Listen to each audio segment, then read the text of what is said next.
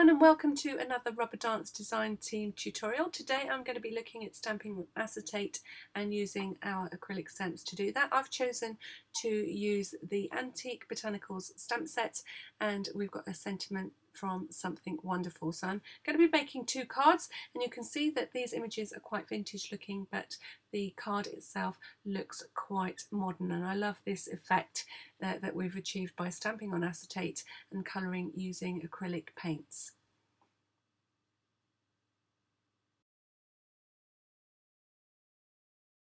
So as usual, I'll be giving the measurements to these cards as I go along, and I'll be doing my best to convert them into centimetres, because I do normally, even though I shouldn't, work in inches here in the UK.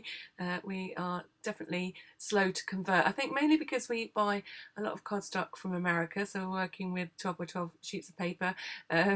It's often easier to use inches in the UK, but I will do my best to convert the measurements as near as I can to the centimetre version for everybody over there in Europe, and you'll find a list of the measurements over on the Rubber Dance blog, as well as here on this video if you want to see them all in one place. Now you can see I'm trimming my acetate here, and I've decided to use two different things. I'm using this squared off acetate, and I believe this was an old sheet that you might have used in a long time ago when we had overhead projectors and made slides for presentations and drew them by hand, and I believe this acetate is from something like this, but I know that you can get patterned acetate out there, so I just wanted to sort of throw that into the mix. But I'm doing one with my patterned acetate and one with a plain, and you'll see me do two different versions of these cards. So the measurements for the acetate are 3 inches by 7 inches, or 7.5 centimetres by 17.5 centimetres. So the main images for this card are from the Antiques Botanical set, which were designed by Katie, who is a design team member, and the second set of stamps that I'll be using, or the greeting on these cards, is from the Something Wonderful stamp set. And both of these sets are available from Rubber Dance, and I'll leave you the link at the end of the video or in the description below.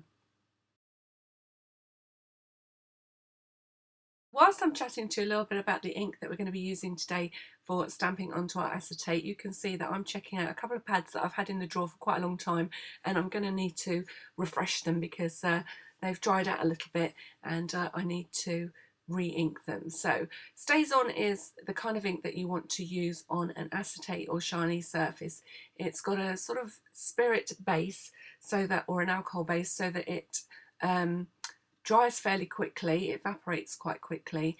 Therefore you do need to keep that, you can see me taking it off here, that little bit of plastic that comes with your ink pad. Don't throw it away, keep it onto your ink. It just helps it to stay fresh for longer, and mine are really quite old. They still have a little bit of life in them, but not enough for me to do the stamping that I'm going to be doing. So I'm going to be refreshing the ink on my StazOn, and I would suggest if you do invest in a StazOn ink pad that you might as well just pop a StazOn ink refresher into your basket at the same time. I'm starting out by stamping my greeting onto my acetate. Now, something that I didn't realise as I was doing this, I'm going to show you that you can wipe off any mistakes, and it's quite easy to make mistakes when you're stamping on acetate. It's a very shiny surface. It's very easy to slip the stamp on the surface of the acetate and smudge your image. So I will do that, and you will see me do that, and I will show you how to rescue that on your acetate. Now this acetate, as I said, had a print on it, and I didn't realise that my solution for removing the smudged surface would also remove the pattern on my acetate. So if you are stamping on a patterned acetate, then make sure the pattern is facing your board and stamp onto the other side. That way when you wipe off any mistakes with some blending alcohol, you will not also remove the pattern on your acetate. Now the other thing that you might find useful to do, because we are stamping on something that's completely see-through, is either to put your card onto some scrap paper, or as I'm doing here, I've just folded up a piece of paper exactly the same size as my acetate, and I've divided it into 3 just so I can roughly get the proportions in my head. I found it a bit difficult stamping on the acetate to judge the proportions that I was going to fill with my main stamped image. Now so far I'm being quite lucky and I'm getting good images. My hand isn't shaking too much, so I'm inking up the stamp exactly as you would normally, but being very, very careful as you place it down not to shake your stamp. Also, once you're applying that pressure, make sure you're doing so in a downward motion. Now you're seeing here that I really should have stamped this on a messy mat, because I'm going to have to clean up my craft mat also with a little touch of alcohol to get rid of that stays on, because once it dries it does exactly what it says on the tin and it stays on. So I've stamped a couple of camellias at the bottom of my card, and now I'm just finishing off around the greeting with a couple of butterflies, and all these stamps come from the Vintage Blooms stamp set. So there we go. This was my first smudgy mistake, and I wasn't happy with that. So you can see there it's a little bit smudgy, so I'm going to get rid of that with a little bit of kitchen roll and a little bit of blending alcohol. So all you need to be is a little bit careful not to disturb any of the other images that you've got right, and then you can just remove those butterflies. Now what happened to me was, see, the lines have stayed intact this time, but I get the butterflies wrong a couple of times and have to keep going over with that blending ink, and I did remove some of the lines on that acetate that I'm using, the printed acetate. So you can use your blending alcohol to get rid of the images that you might stamp onto your craft mat, but if I were you, I would definitely stamp on a messy mat, which makes things a whole lot easier. I would suggest, if you're doing this, and it really is lovely to do, that you just have a little bit of patience. Don't expect to get perfect results first time. Just have that alcohol handy. Stop stamping on your mat, Helen, and just be patient and know that it's a really tricky medium to be working on, and it might take a little while to get the kind of standard of image that you want.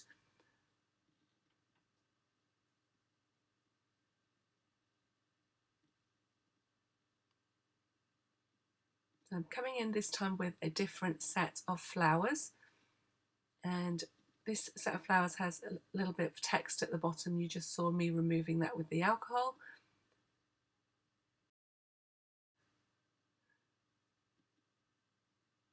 And I'm really regretting right now, as I'm watching this, that I didn't go and get my messy mat, and I just caused myself a bigger clean-up job, because it does come off a messy mat much easier than your craft mat. So definitely I would go and make the effort to go and get your messy mat, because it's got a very shiny surface itself, so the ink does wipe away much easier, like it does on the acetate.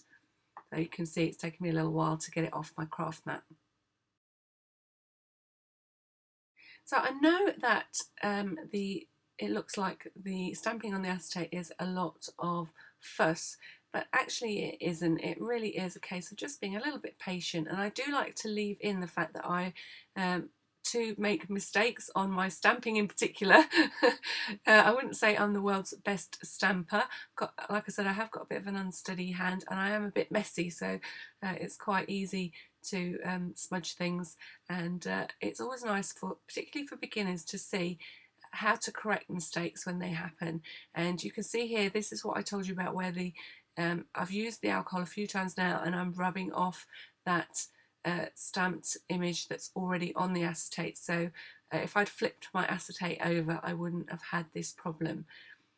But I'm going to go with it because the rest of my image is good, and I'm just going to have a final attempt at these butterflies, and they will cover up most of that removal of the pattern. So there we go, I've finally got my 2 pieces of acetate stamped. So the layout is exactly the same, I've just used 2 different kinds of flowers. Now, so that you can see exactly what I'm doing, I'm going to work on this piece of scrap paper, and I have finally put my messy mat in place, because I got fed up with wiping all of those stamped images off my craft mat. So now you want to work on the reverse of your image. So I'm putting the image face down on the white paper, and I'm going to be painting the back of the stamped image. And I'm going to be colouring in my image with acrylic paint.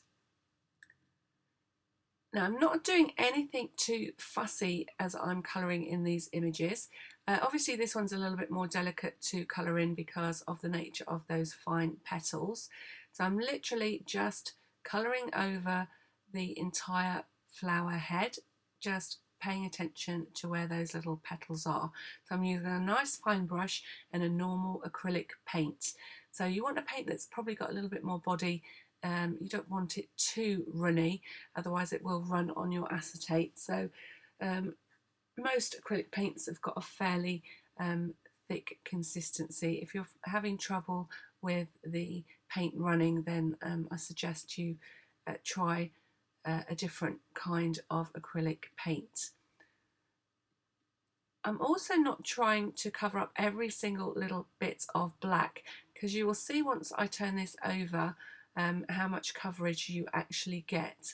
So although you probably can see some of the stamped image through the orange that I'm putting onto the image, when I turn it over you'll see that actually I have covered enough of the image for it to look like it's coloured in. So I'm using actually orange and green to colour in the images for this card. You can use any colour scheme that you want. And remember that, for instance, I'm laying down just a little bit of orange on the centres of my butterflies. If you wait for that paint to dry, then you can layer the green on top, and you don't have to be quite so precise about where things are going when you're using more than one colour. So I'm just colouring in the stems and the leaves, and then I'm coming back in and colouring the outside of the butterfly wings. Now where the acrylic orange paint is dried, even when I paint over top of it, you will not disturb the amount of orange you have already laid down, if that makes sense. So there you can see it's all coloured in nicely. And you can just check to see if you've got any holes by holding it up. And then I'm going to move on to my second image, which will be much easier to colour in. And it's at this point I realise actually I should do the orange leaves of the petals, or the petals of the flowers first, because they are the front piece of the image, and then move on to the back pieces, which are the leaves in the background. So I'm colouring in each of those lovely camellias.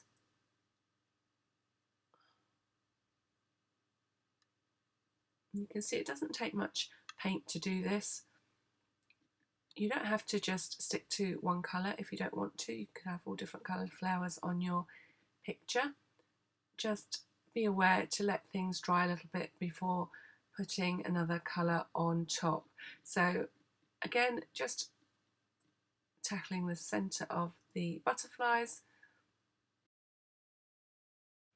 And then my orange paint is almost dry, and I'm coming back in with that green. Now the green actually is a tester pot for some paint that I used many moons ago in my son's bedroom. So you can also use emulsion paint when you're doing this technique.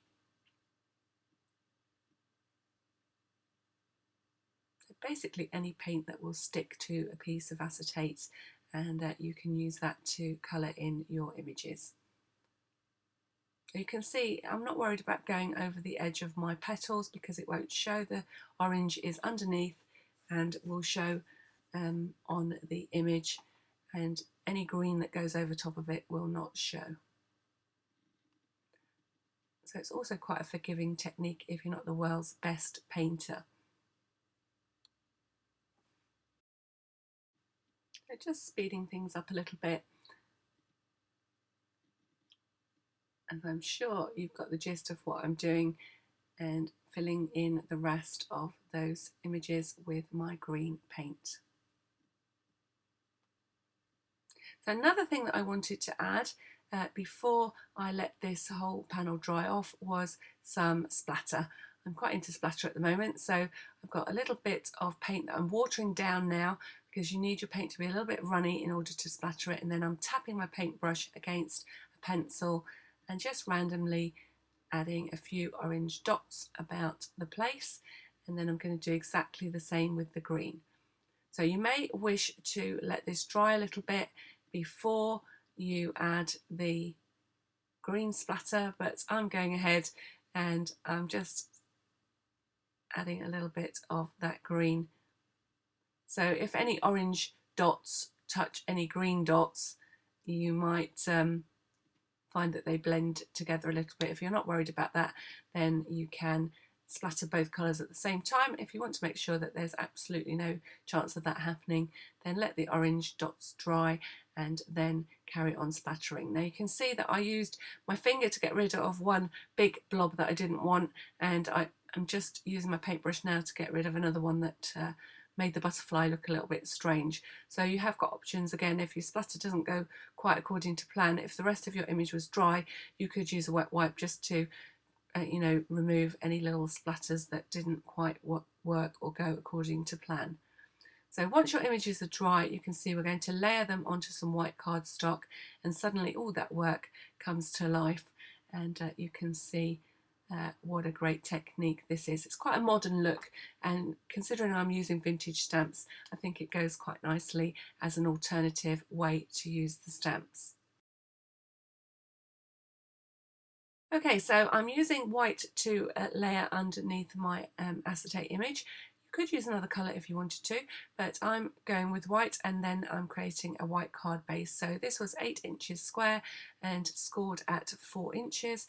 In centimetres, that's 20 centimetres squared and scored at 10 centimetres. So that's our card base, and then you want to create 2 frames to go around your acetate image, one in one of the colours of paint that you've used, so I'm using the orange, and one in black, which is what the colour that we stamped in. So the black piece of cardstock measures 3 3/16 by 7 3/16, and the best measurement I can give you in centimetres is 7.75 centimetres by 17.75 centimetres, and the orange piece of cardstock measures 3 and 6/16 by 7 6/16. So I'll say that again. It measures 3 and 6/16. So I've added 3/16 each time on the card frame, and 7 and 6/16. And in centimetres, that's about 8 centimetres by 18 centimetres. I'm choosing to lay the pieces down using glue, and I've told you the reason before, because sometimes my cards are in my possession for a while, and sometimes the double-sided tapes you use can come loose.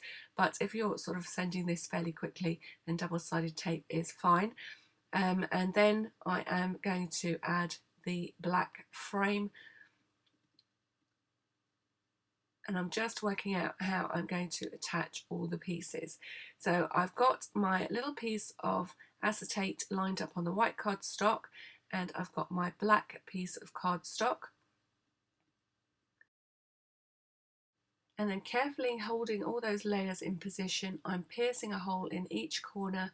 I'm using a matte pin, you could use a piercing tool, and then I'm taking 2 little small black brads when I can get hold of them and I'm using them to sandwich those 3 layers of card together. Now acetate, you can use double-sided tape on, but it would need to be perhaps where the stamped images are, and the paint is likely to pull away if you use double-sided tape in these areas. So the best way to do it is to, perhaps you could use staples if you wanted to, but I've chosen to add little brads in each corner, and I'm layering the acetate with the white card and then framing it with the piece of black cardstock. I'm going to do exactly the same for both cards. You could have added glue to the back of this if you wanted to keep things fairly flat, but I want to add a little bit of dimension at this point, so I'm going to be using some foam tape. You could use foam pads, and I'm going to raise these 2 images onto the orange cardstock. Just making sure that this is supported well. And this foam tape is really rubbish. The back of it is, it always rips, never comes off cleanly. But it does the job sticky wise, and my scissors can attest to that because they're always sticky after I've used this stuff. I always have to clean them. And then just centering it on the orange cardstock to finish off the front of the card. Now it's time to work on the inner of this card, and you'll see that I don't stamp a greeting on the inside of the card because I've decided I'm going to leave it blank, because this could make a nice birthday card, but it also could make a nice thank you card. So I'm going to leave my options open, but I am still going to decorate the inside of the card to match the outside, so that is the only step that I've got left to do when I want to use it. So I've got exactly the same size pieces of black and orange cardstock to go in the centre of my card. And then I'm layering the black cardstock in the centre of the orange, and then both of those pieces I'm going to centre on the inside of the card.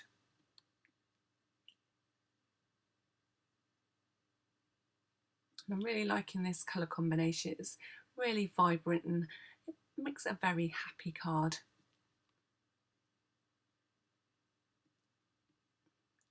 And now I'm going to work on my white cardstock, which measured exactly the same as the previous pieces that I used on the front, 3 inches by 7 inches, or 7.5 centimetres by 17.5 centimetres.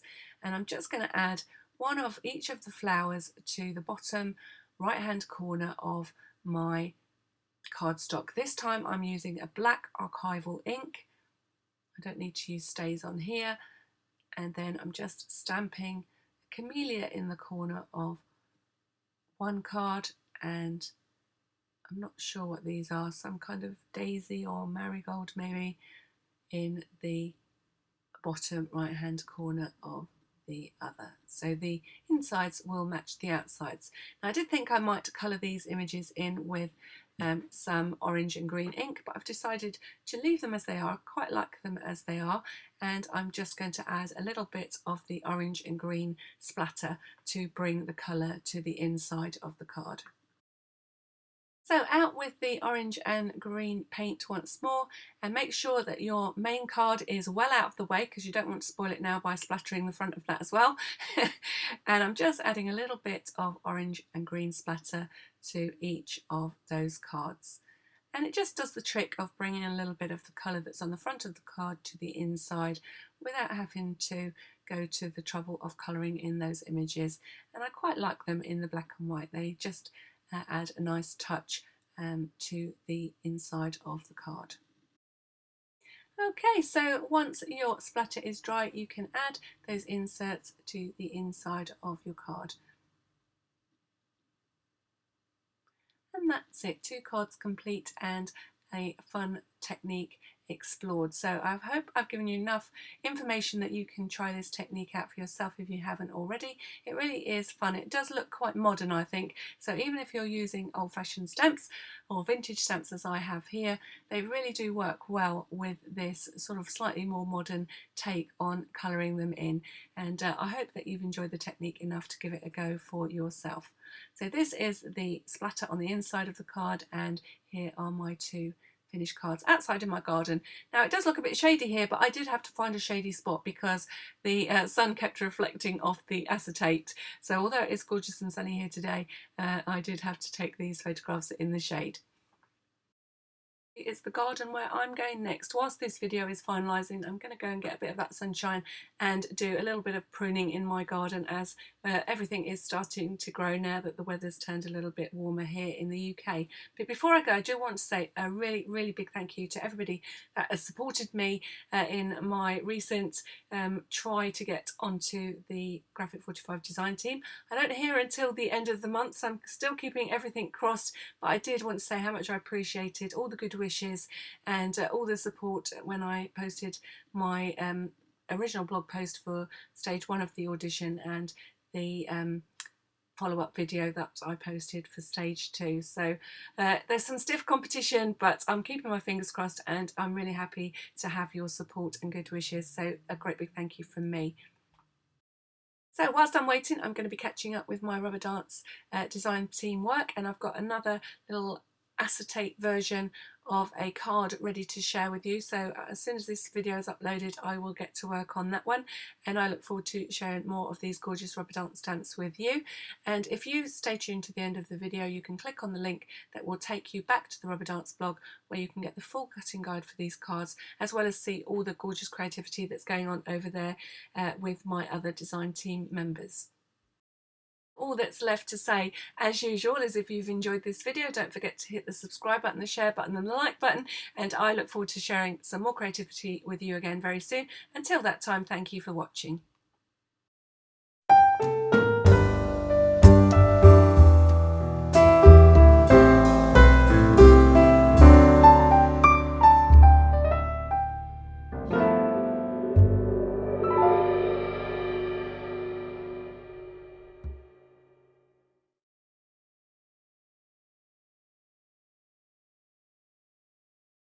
So this is where you can skip back to the rubber dance blog. You will have to go via my blog, so this is the link to my little sneak peek blog post, but all the links are there to get you back to rubber dance. I can't link directly, although I will also leave a link in the description below, so you can check out all those gorgeous rubber dance stamps and all the creativity going on over on the rubber dance blog.